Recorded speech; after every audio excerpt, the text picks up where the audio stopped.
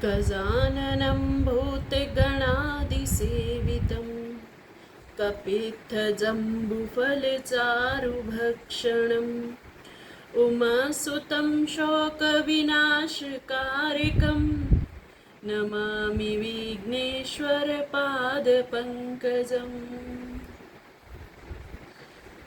परम प्रभु, रिद्धियों सिद्धियों के मालिक, करुणा में भगवान गणेश जी, उनके पावन पुराण को हम श्रवण कर रहे हैं। कल हमने श्रवण किया था कि सोमकांत नाम का राजा, जब उसको कीड़े मकोड़े कीट पतंगे ये पक्षी आदि खाने लगे, तब उसने भृगु जी के आगे प्रार्थना की थी। तब भृगु जी महाराज ने उनको गणेश पुराण की महिमा सुनाई थी कि गणेश पुराण सुनने से तुम इस संकट से पार हो सकते हो। तो ये गणेश पुराण कब प्रकट हुआ, कैसे प्रकट हुआ, किसने इसकी रचना की, ये सब जानने की इच्छा सोमकांत राजा के मन में हुई। तब सोमकांत राजा ये सब जानने की इच्छा करने लगा और उस समय उसने पूछा कि ये पहले पुराण किसने लिखा था, किसने इसको गाया था, गणेश जी की महिमा सबसे पहले किसने की, किसने उनकी स्तुति की, किसने उनसे वरदान पाए, ये सब मैं जानना चाहता हूँ। और देखो, वैद्य के पास, डॉक्टर के पास जब जाते हैं, ये एक साधारण सा प्रश्न है। हम सबको ये प्रश्न सुनने को मिलता है। कोई रोगी आता है तो उसको कोई दवाई देते हैं ना, तो पहले ये पूछता है क्या पहले आपने किसी को दी है, कहीं मेरे ऊपर ही तो प्रैक्टिस नहीं कर रहे, क्या पहले भी आपने किसी ऐसे रोग का इलाज किया है जब पहली बार दे रहे हैं। तो ये सब सवाल वो करता है। अब सोमकांत भव सागर का रोगी है, तो उसके भी मन में ये सब सवाल आ रहे हैं। तो ये सब उसने सवाल किए हैं। उनके उत्तर में भृगु जी महाराज बता रहे हैं कि एक समय की बात है जब वेद व्यास जी महाराज ने पहले तो अनेकों प्रकार के ग्रंथों की रचना की, पुराणों की रचना की, इतिहास की रचना की।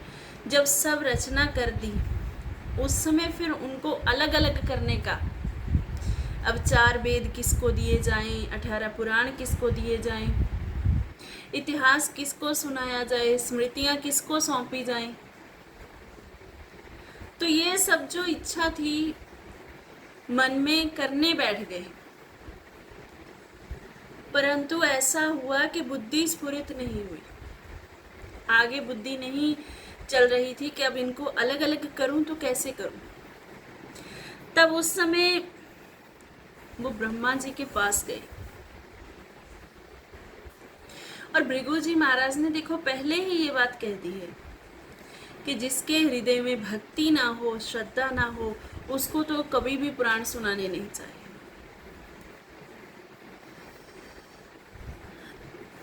अभक्त को कभी भी कोई भी कथा नहीं सुनानी चाहिए। और जो भक्त होते हैं उनसे कुछ छुपाना नहीं चाहिए। तो वेद व्यास जी वो तो साक्षात भगवान का ही अवतार है। देखो, युगों की महिमा है, बाकी तो सब जगह भगवान एक ही हैं। युगों की महिमा है कि हर युग में भगवान कोई ना कोई अवतार हम सबका उद्धार करने के लिए लेते हैं। तो ये गणेश पुराण की महिमा है, तो गणेश जी की ही महिमा गाई जाएगी। तो गणेश जी का अवतार पहले हो चुका है। ब्रह्मा, विष्णु, महेश ये सब बाद में हुए। सवाल तो मन में यही आता है कि गणेश जी तो शिव के पुत्र हैं, तो पिता बाद में कैसे आए। लेकिन महागणेश तो महागणपति आदिपते नमः, तो महागणपति तो पहले से हैं, भगवान शिव पहले से हैं। साधारण सी एक बात में अर्थ अगर हम जानना चाहें तो एसडीएम की कुर्सी है, डीसी की कुर्सी है, वो कब से है। अब उस पर हर 5 साल बाद कोई बदल जाए, 10 साल बाद कोई बदल जाए, 20 बाद बदल जाए, जब चुनाव हो तब बदल जाए, अन्यथा बीच में कोई कारण हो जाए बदल जाए, कुर्सी तो वही रहेगी ना। तो ऐसे ही ये सृष्टि की सत्ता एक है, वो सत्ता एक ही रहेगी। अब उस पर जब गणेश पुराण की महिमा आती है तो गणेश जी बैठते हैं, देवी की महिमा आएगी तो सब देवी के अंतर्गत आएगा। शिव की पुराण की महिमा आती है तो शिव भगवान के सब अंतर्गत आता है। नारायण भगवान की महिमा आती है तो नारायण के सब अंतर्गत आता है। तो सब एक ही हैं, तत्वतः सब एक है। जैसे जड़ भरत के चरित्र में रघुगण जी पूछते हैं कि तुम कौन हो, वो कहते हैं कि राजन जो तू है वो मैं हूँ। अब वो क्या था? राजा, और वो थे ब्राह्मण। दोनों तरफ से अगर देखा जाए, तत्वता देखें तो जो उनके अंदर आत्मा है वही तो जड़ भरत के हैं, और लौकिक सृष्टि से भी देखें तो वो इस समय राजा है। जड़ भरत जी पूरी पृथ्वी का किसी समय राजा रहे थे। तो वो गद्दी एक है, सत्ता एक है। अब महागणपति जी उस पर विराजमान है। ऐसे महागणपति भगवान का ये हम पुराण श्रवण कर रहे हैं। महागणपति की महिमा का बखान करते हुए उस समय उनके मन में आया व्यास जी के कि अब मेरे से जो ये बुद्धि नहीं आ रही है, मेरे मन में कोई संकल्प नहीं आ रहे कि मैं कैसे इस पुराणों को अलग अलग बांटूं, कैसे करूं, किसको क्या दूं, किसको क्या दूं।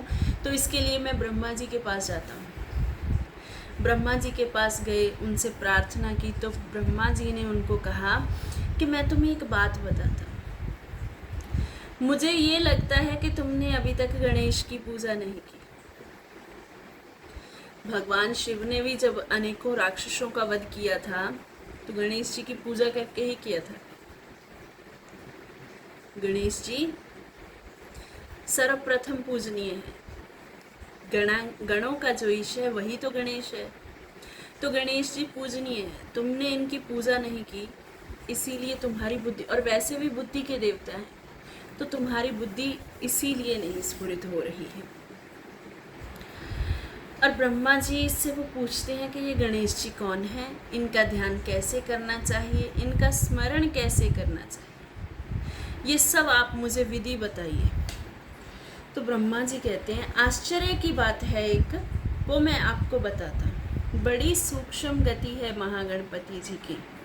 उनको कोई ध्यान में लाना चाहे तो जल्दी ध्यान में आते नहीं, अगर आते भी हैं तो कोई पूरी तरह से जान नहीं पाता। इसलिए मन से दुष्कर्मों को त्याग करके उनका भजन और उनका चिंतन करना चाहिए, क्योंकि विघ्नों का हरण करने वाले वो गणेश भगवान हैं, और अभक्तों के भी कार्य करने वाले और भक्तों के भी कार्य करने वाले वो गणेश भगवान हैं, और विघ्न कारक भी हैं। जहाँ कोई उनको श्रद्धा भाव से भजन नहीं करता तो उनके विघ्न भी डाल देते हैं। तो इसीलिए हमारे जीवन में, हमारे घर में कोई संकट ना आए तो सबको गणेश जी भगवान की प्रार्थना पूजा करते रहना चाहिए।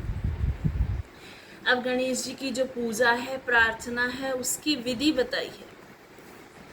व्यास जी पूछते हैं कि ये गणेश कौन है और किसके पुत्र हैं, कैसे प्रकट हुए, इनका रूप कैसा है, तो वो सारी विधि बताई। लंबोदरम परम सुंदरम एकदंतम, है ना। लंबोदर है, लंबा उदर है जिनका, लंबोदर। परम सुंदर, एक दंतम, अब उनके दो दांत नहीं है, एक दांत है, एक टूटा हुआ है, और वो भी विश्वकर्मा जी के साथ युद्ध में टूट गया था। तो माँ पार्वती को बड़ा क्रोध आया था, तो माँ पार्वती जी गुस्सा हो गई थी विश्वकर्मा जी से। तब उन्होंने पुरानी स्तुति गाई और कहा, माँ आप तो जानती हैं गणेश तो एक दंत है, अब श्रुतियाँ झूठी थोड़ी होंगी, तो कभी इनका दांत एक टूटना तो था ही, तो ये तो एक दंत है, तो एक दंतम। ऐसे सुख मुख रिद्धियों सिद्धियों के पति, शुभ और लाभ जिनके पुत्र हैं, ऐसे गणेश जी का ध्यान बताया और कहा जो इनका ध्यान करता है वो सब कुछ पा लेता है। इन्हीं के ध्यान से सब सृष्टि बनती है। अब ये ध्यान पहले किसने किया था, ये प्रश्न उठ गया। तो व्यास जी के इस प्रश्न को सुनकर ब्रह्मा जी बताते हैं कि ब्रह्मा विष्णु महेश तीनों ने एक समय, जब सृष्टि की स्थापना नहीं हो पा रही थी, उस समय इन तीनों ने ही गणेश जी का ध्यान किया था। जब तीनों ने गणेश का ध्यान किया, गणों के धीश भगवान गणेश उनके सामने प्रकट हुए थे। तब उन प्रकट हुए भगवान ने उनको दर्शन देकर कहा था कि आप मुझसे वरदान मांगे। जब तक भगवान गणेश ये ना कह दें कि मुझसे वरदान मांगो, तब तक उनका ध्यान करते रहो। अब उनका ध्यान तो बता दिया, लेकिन मंत्र कौन सा है? तब कहा उनके अनेकों मंत्र हैं, गणेश भगवान के अनेकों मंत्र हैं, लेकिन उनमें एक उनका एक अक्षरीय मंत्र है। एक अक्षरीय कहते हैं जिसमें एक ही अक्षर हो। और आप एक बात और आपको बताएं, जितने अक्षर हों उतने लाख जाप कर लेने से मंत्र सिद्ध हो जाता है। गणेश जी का मंत्र एक अक्षरीय है, तो उसका 1 लाख जाप कर लोगे तो वो सिद्ध हो जाएगा। गणेश भगवान प्रकट हो जाएंगे, हमारी सब मनोकामना पूरे करेंगे। कलयुग में वैसे देवता प्रकट नहीं होते, लेकिन हमारी सब मनोकामनाएं पूरी करते हैं। अब वासुदेव भगवान का 12 अक्षर मंत्र है, तो उनके 12 लाख जाप करने पड़ते हैं। गणेश जी का एक ही अक्षर का मंत्र है, और वो है गंग। ओम गंग गणपते नमः। और इसमें जो गंग शब्द है वो एक अक्षर मंत्र है, उस मंत्र का ध्यान करो। और एक और भी मंत्र बताया है, वक्रतुंडाय हुम। वैसे तो कहा गणेश भगवान के 7 करोड़ मंत्र हैं, 7 करोड़ उनके ध्यान मंत्र हैं, उनका जाप है, लेकिन फिर भी उन 7 करोड़ में 2 मुख्य हैं। एक तो षड अक्षर 6 अक्षरों का है, वक्रतुंडाय हुम, और दूसरा है गम, और एक है ओम गंग गणपते नमः। तो इनमें कोई भी आप ध्यान प्रारंभ कर दो, जिसका भी आप ध्यान करते जाओगे भगवान गणेश जी प्रकट हो जाएंगे। तो अब जब उन्होंने ये सब पूछा तो उस समय बताया कि एक समय ऐसा था, प्रलय ही प्रलय था। उस समय प्रलय काल में तीनों देवों ने भगवान गणेश की स्तुति की। तब उस स्तुति के बाद हमें बट वृक्ष के पत्र के ऊपर गणेश जी महाराज दिखाई दिए।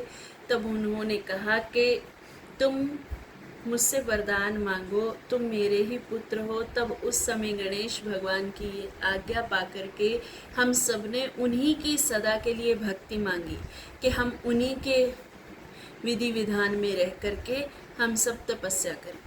हमने जब उनसे भक्ति मांगी, तब उन्होंने मुझे सृष्टि करने का आदेश दिया। ब्रह्मा जी स्वयं बता रहे हैं कि मुझे सृष्टि करने का आदेश दिया। मैं सृष्टि करने में असमर्थ था, मुझसे सृष्टि नहीं हो रही थी। तब उन्होंने मुझे कहा कि तुम तप करो, तो मैंने तप किया। उस तपस्या के फल स्वरूप मैंने गणेश जी के दर्शन किए। 1000 दिव्य वर्षों तक मैंने तप किया। और उसके बाद बताते हैं कि करोड़ों सूर्यों के समान गणेश महाराज मुझे दर्शन दिए हैं, और उनके दर्शन पा करके फिर मुझे जो आदेश दिया है उसके अनुसार ही मैं उनका स्तवन, उनकी स्तुति और उनके द्वारा बताए गए कार्य को संपन्न कर रहा हूँ, इस सृष्टि की रचना कर रहा हूँ। और जो हमने उनकी स्तुति तीनों देवों ने की थी, उस स्तुति से प्रसन्न होकर गणेश महाराज ने उसको स्तोत्र राज का वरदान दिया कि ये स्तोत्र राज स्तुति है। अगर कोई इस स्तुति को हर रोज़ नहाकर करेगा तो उसके मैं सारे कार्य सिद्ध कर दूंगा। इस प्रकार अब वेद, पुराण, शास्त्र, सृष्टि, ये सब विद्या मुझे आज्ञा मिली है, तो उनके अनुसार मैं अब ये सब सृष्टि करने लगा। और जब सृष्टि में मैं पूर्णतः ये सृष्टि करने लगा, तो वहाँ पर तो कहीं मुझसे 3 नेत्रों वाले, कहीं 4 वाले, कहीं 7 वाले, कहीं 10 वाले, कहीं 15 वाले, कहीं 20 वाले, कहीं असंख्य नेत्रों वाले, असंख्य हाथों वाले, 10 हाथों वाले, 20 हाथों वाले, ऐसी सृष्टि होने लगी। और वो सब सृष्टि मारो काटो वाली थी, तो ऐसी सृष्टि से मुझे भय आने लगा। तब फिर से मैंने गणेश भगवान की स्तुति की है। और उस समय उनमें कुछ ऐसे लोग थे, वो जो 1,000 10,000 हाथों वाले थे, वो मुझे ही मारकर खाने लगे। कुछ मुझे छोड़ देते, कुछ मुझे धक्का मुक्की कूटा मारी ये सब करने वाले थे।